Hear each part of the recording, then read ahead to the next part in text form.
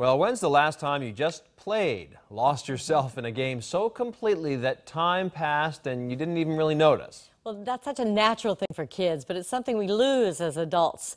Now, one man is trying to keep that sense of play alive for a very serious purpose.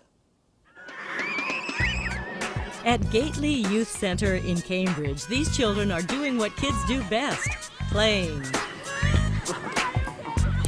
These former kids, now hospital outreach workers, are getting a refresher course in fun, led by Project Joy's Steve Gross. You're going to throw the ball to the same person every time.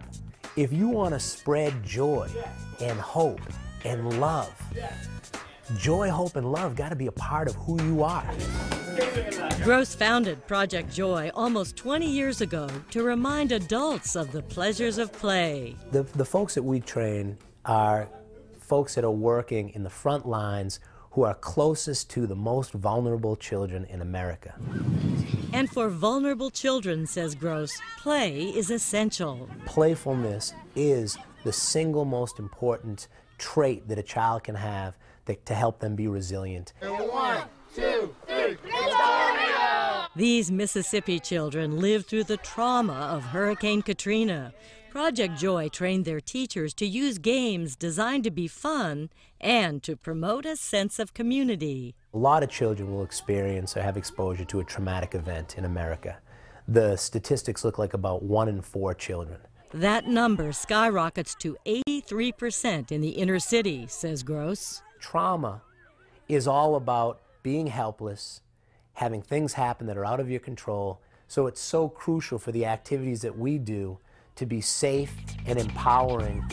Squirrel and Nuts is a game that encourages teamwork over competition. If you get tagged, you're right back in the game if one of your teammates cares enough about you to rescue you, and that you can be rescued by others and you can rescue other people. Really, you kind of see them helping each other out, and they really have to work together to kind of tag each other in, and there's not really like excluding any kids out. This group works for the Hole in the Wall gang, Paul Newman's camp for seriously ill children. The ones too sick to go to camp get visits in the hospital by outreach workers who come to play.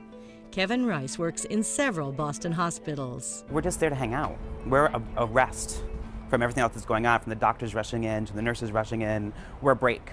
How do you spread joy if you don't have it?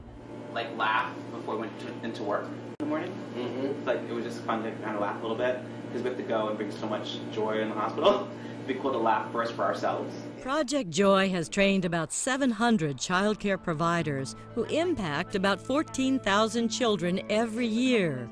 Serious results for a program built on play.